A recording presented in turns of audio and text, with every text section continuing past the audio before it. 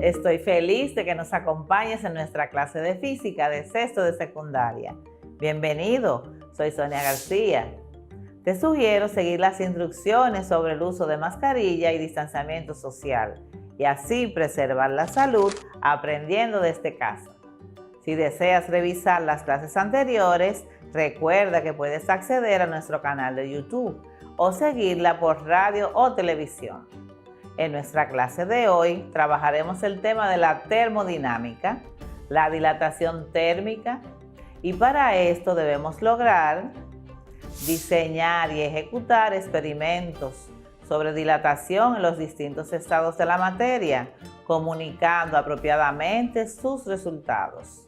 Reconocer satisfactoriamente los diferentes procesos de transferencia de calor y resolver problemas en los que intervengan ganancias y pérdidas de calor. Colócate en tu espacio de trabajo y consigue los siguientes materiales para nuestra clase de hoy.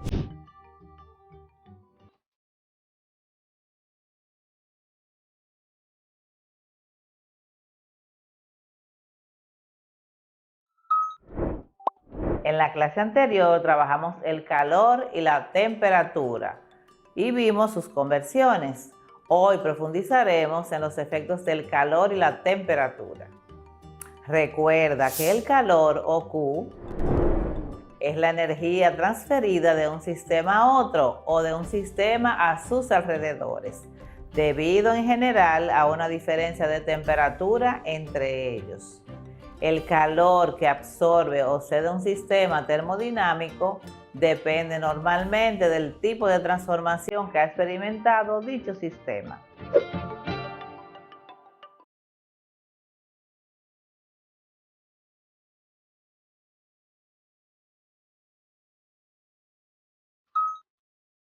En general, al suministrar calor a un cuerpo, se produce un aumento de temperatura. Sin embargo, no siempre es así, pues hay casos en que ésta permanece constante, aunque se le suministren grandes cantidades de calor. Esto ocurre cuando se produce un cambio de estado. Recuerda que un cambio de estado es el paso de un estado de agregación de la materia a otro. En un cambio de estado no varía la temperatura. Y entonces, ¿qué es un sistema termodinámico? Un sistema termodinámico es una porción del universo seleccionada para estudiar los intercambios de materia y/o energía con su entorno. Estos pueden ser sistema abierto, intercambia materia y energía con el entorno. Sistema cerrado, intercambia solo energía, pero no materia. Sistema aislado, no se producen intercambios. ¿Recuerdas que en la clase anterior hablamos acerca de las transferencias de calor? Ahora explicaremos el principio cero de la termodinámica.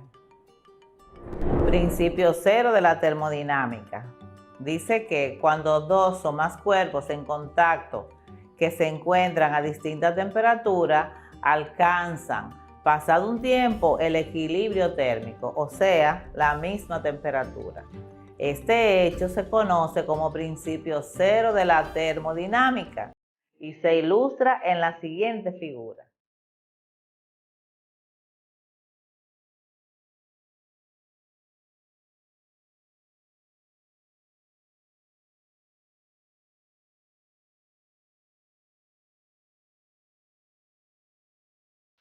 El cuerpo caliente cede energía y su temperatura disminuye. Y si no hay cambios de estado, el cuerpo más frío absorbe energía y se calienta. Entonces, el calor cedido será igual al calor absorbido. La ley cero nos permite medir la temperatura de los objetos. Cada vez que usamos un termómetro, estamos utilizando la ley cero de la termodinámica. Por ejemplo, si medimos la temperatura del agua en una bañera, un aspecto del calor que conviene resaltar es que los cuerpos no almacenan calor, sino energía interna. El calor es, por tanto, la transferencia de parte de dicha energía interna de un sistema a otro, con la condición de que ambos estén a diferente temperatura. Sus unidades en el sistema internacional son los joules o julios, que se abrevia con J. La expresión que relaciona la cantidad de calor cedido o intercambiado de una masa M de una cierta sustancia con la variación de temperatura o delta T que experimenta es igual a Q, que es igual al producto de la masa de la sustancia por su calor específico por la variación de temperatura o delta T. Veamos un ejemplo. ¿Qué cantidad de calor es necesario cederle a 1 kilogramo de hielo que se encuentra a menos 15 grados Celsius para que cambie a estado líquido a 10 grados Celsius? Tenemos los datos. Nos piden calcular la cantidad de calor o Q. Nos dicen que la masa del hielo es de 1 kilogramo. La temperatura inicial o temperatura 1 es igual a 258 grados Kelvin. Y la temperatura final o temperatura 2 es igual a 283 grados Kelvin. Nos pide calcular el calor y para eso necesitamos el calor específico del agua. Y dice que el calor específico del agua es de 4180 joules sobre kilogramos por grados Kelvin. Operación. Q es igual a masa por calor específico por variación de temperatura, lo que es lo mismo, 1 kilogramo por 4180 joules sobre kilogramos por Kelvin por 283 menos 258, que es la variación de temperatura. Eso será igual a 4180 joules sobre Kelvin por 25 grados Kelvin, que nos da un resultado de 104.500 joules.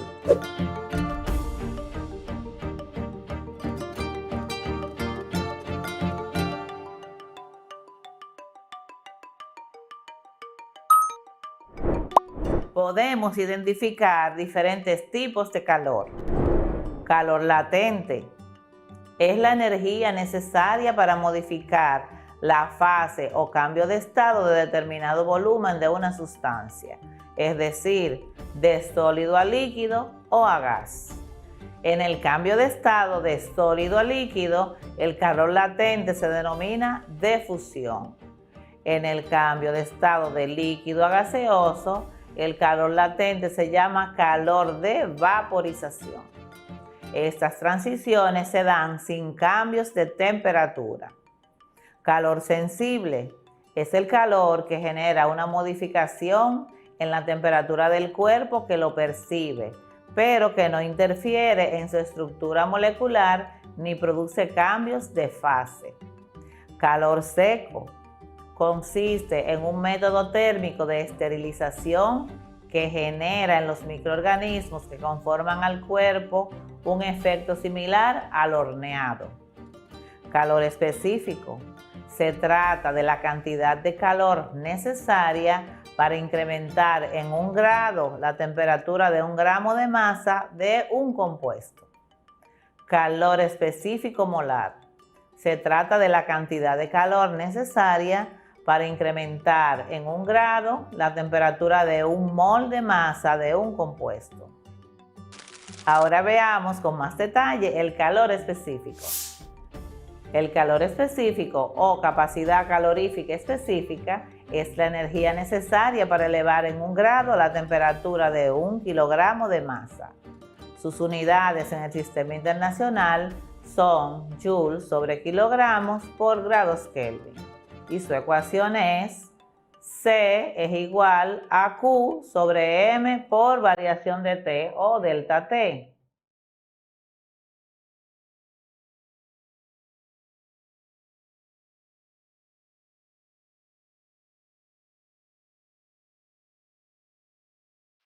En general, el calor específico de una sustancia depende de la temperatura.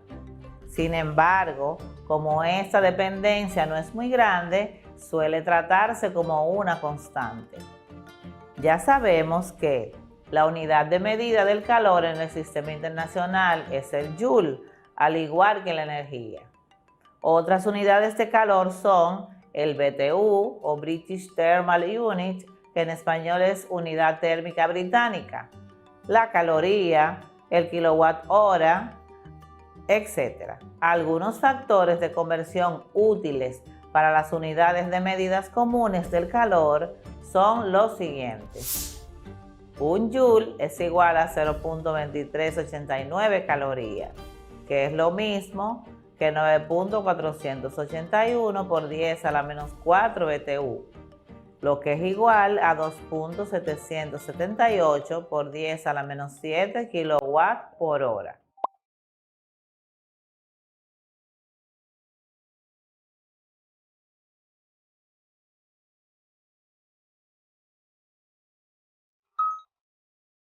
Una caloría es la cantidad de calor necesario para que un gramo de agua eleve su temperatura de 14.5 grados Celsius hasta 15.5 grados Celsius. La caloría nutricional, que equivale a 1000 calorías y se abrevia con cal con C mayúscula, llamada también kilocaloría. Ejemplos de calor en la vida diaria. Algunas situaciones cotidianas en las que el calor o el traspaso de energía se hace presente pueden ser las siguientes.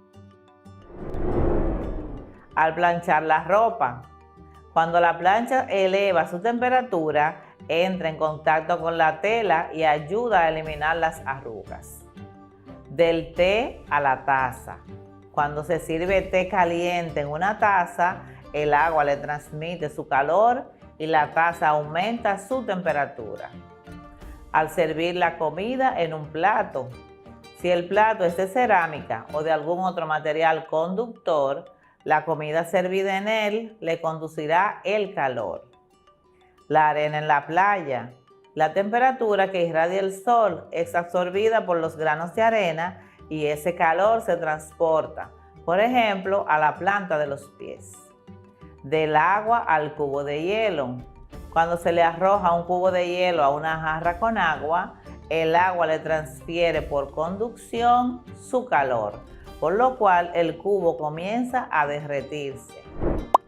Presta mucha atención a las siguientes informaciones. Un fenómeno muy común, observado como consecuencia de la ganancia o pérdida de calor, es que las dimensiones, o sea, el largo, el ancho o el espesor de los cuerpos pueden cambiar. A estos cambios de dimensiones debido al cambio de temperatura se le denomina dilatación térmica. ¿Por qué se dilatan los cuerpos? Cuando un cuerpo aumenta su temperatura, las partículas se mueven más deprisa, por lo que necesitan más espacio para desplazarse. Es por ello que el cuerpo necesita aumentar su volumen. La dilatación térmica es el proceso por el cual los cuerpos aumentan su volumen cuando se aumenta su temperatura. Cuando en lugar de aumentar la temperatura disminuye, el volumen del cuerpo también lo hace, hablándose en estos casos de contracción térmica.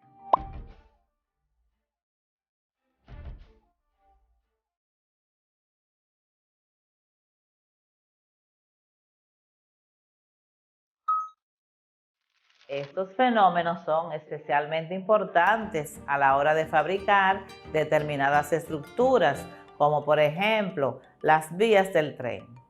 Por esta razón, justamente, en dichas uniones se deja una separación de unos 5 milímetros, denominado punta de dilatación. En función del número de dimensiones que predominan en el cuerpo, podemos distinguir tres casos: dilatación lineal, dilatación superficial y dilatación volumétrica. Observemos en la imagen algunos tipos de dilatación térmica. En la imagen A, las juntas de expansión térmica se usan para separar secciones de autopistas en los puentes. En la imagen B, la junta vertical se rellena con un material suave para permitir que la pared se expanda al aumentar la temperatura o en un sismo. Existe una variable que mide el grado de dilatación según el estado de agregación y el material y se denomina coeficiente de la dilatación térmica. Se define como el radio del cambio por el que pasó un material debido al cambio de su temperatura. Dicho coeficiente se representa con el símbolo alfa para los sólidos y el símbolo beta para los líquidos y se guía por el Sistema Internacional de Unidades. Los coeficientes de dilatación térmica varían cuando se trata de sólido, líquido o gas. En la siguiente tabla se muestran algunos coeficientes de dilatación térmica de algunas sustancias.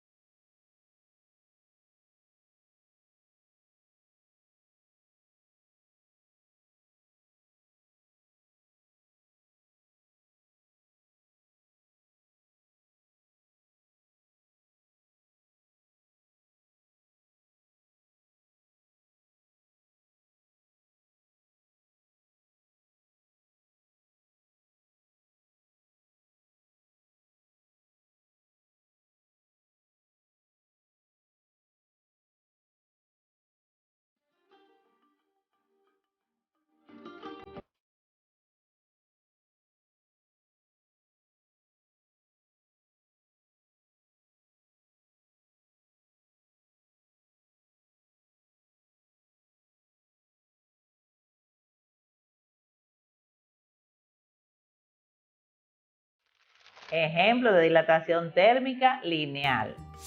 ¿Cuál será la longitud de un alambre de acero cuyo coeficiente de dilatación térmica es 12 por 10 a la menos 6 grados Celsius a la menos 1 si se encuentra a una temperatura de 100 Celsius y si cuando a 0 grados Celsius mide 100 metros?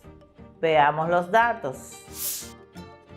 Nos piden calcular la longitud final del alambre con dilatación térmica, cuyo coeficiente de dilatación es 12 por 10 a la menos 6 grados Celsius elevado a la menos 1. Su temperatura inicial es 0 grados y la final es de 100 grados Celsius. La longitud inicial del alambre es de 100 metros. Veamos la solución. Primero calculamos la diferencia de temperaturas, restando temperatura final menos temperatura inicial, o sea, 100 grados Celsius menos 0 Celsius, que es igual a 100 grados Celsius. Luego colocamos la fórmula para hallar la longitud final, que es LF, que es igual a la longitud inicial por 1 más el coeficiente de dilatación térmica por la variación de temperatura o delta T. Esto nos da un resultado de 100.12 metros. Muy fácil, ¿verdad? Ahora observemos esos experimentos sobre dilatación térmica. Te invito a que los realices en casa y que expongas tus resultados. Recuerda socializarlos con tus compañeros y tu maestro para mejorar tu aprendizaje. Hola, mi nombre es Walter Atencia Vega, soy profesor de física. En esta oportunidad vamos a tratar acerca de la dilatación de los cuerpos. Para esto vamos a hacer una pequeña experiencia. Vamos a contar con agua hervida, con un poco de hielo y con dos botellas en cuya parte superior hemos colocado dos globos. Bien, vamos a apagar la cocina, miren, en la cual tenemos el agua caliente, ¿ya? Ahora, en la primera parte de la experiencia vamos a colocar esta botella de vidrio dentro del agua que se encuentra aproximadamente a 0 grados centígrados. Miren que aún todavía hay un poquito de aire dentro de este globo. Bien, vamos a introducirlo en la parte inferior. Vamos a tratar de acomodarlo, ¿ya? Y vamos a ver qué cosa sucede con el globo. Ahí miren, vamos a ver detenidamente el globo. Y vamos a ver de que el globo se está contrayendo. Miren, el aire está siendo absorbido hacia dentro de la botella. A ver si lo ayudamos un poquito. Miren, el globo tratará de meterse dentro de esta botella. ¿Debido a qué? Debido a que las moléculas de aire que están atrapadas dentro de la botella van a contraerse. Eso debido al frío, ¿ya? Generando un vacío que trata de ser ocupado por el aire que está afuera y que está empujando al globo. Miren, cada vez empuja más.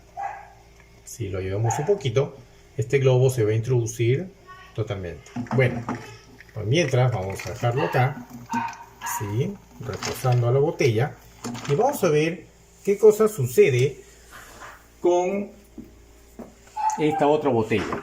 Miren, este globo está totalmente sin aire y vamos a introducir esta botella dentro del agua hirviendo, ¿ya? Y vamos a ver qué cosa sucede con este globo.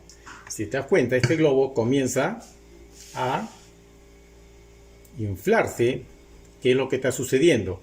Lo que sucede es de que las moléculas de aire que están dentro de esta botella van a dilatarse, es decir, van a incrementar su volumen de tal manera de que al no tener lugar dentro de la botella tratan de inflar el globo, ¿cierto? Bueno, si vemos aquí esta botellita, a ver el globo, miren, ha sido prácticamente absorbido en su totalidad por la botella, ¿no? Y aquí podemos presentar, mire, el fenómeno de la dilatación de los cuerpos. Es decir, cuando hace frío, el cuerpo se contrae, y cuando hace calor, el cuerpo se dilata. De tal manera de que en el primer caso absorbe al globo y en el segundo caso trata de inflar. Bueno, eso es todo. Con ustedes, hasta una nueva oportunidad. Muchas gracias. ¿Qué te pareció el experimento? Interesante, ¿verdad? Luego de este provechoso experimento, ¿qué te parece si practicamos en casa?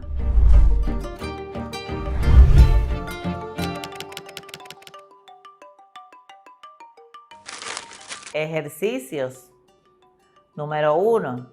Si tenemos 250 mililitros de té caliente y nos gustaría que se enfriara antes de tomarlo, el té está a una temperatura de 350 grados Kelvin y queremos que se enfríe hasta 330 grados Kelvin. ¿Cuánta energía térmica tiene que transferirse del té a los alrededores para que se enfríe? Recuerda que el calor específico del agua lo trabajamos y que es igual a 4.18 joules sobre gramos por grados Kelvin o 4180 joules sobre kilogramos por grados Kelvin.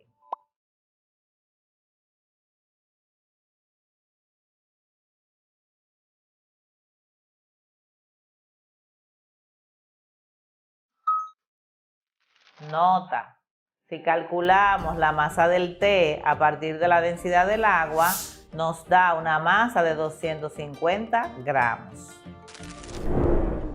Número 2. ¿Cuánto calor es necesario para que 40 gramos de madera experimenten un cambio de temperatura de 3 grados Celsius? Número 3. Los rieles que componen la vía de un tren construido de acero tienen una longitud de 1500 metros. ¿Cuál será la longitud en el momento en el que la temperatura pase de 24 a 45 grados Celsius? Su coeficiente de dilatación térmica es 12 por 10 a la menos 6 grados Celsius elevado a la menos 1.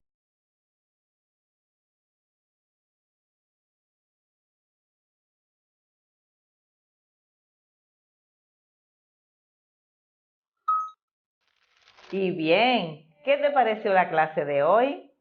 Muy buena, claro, porque aprendimos sobre los efectos del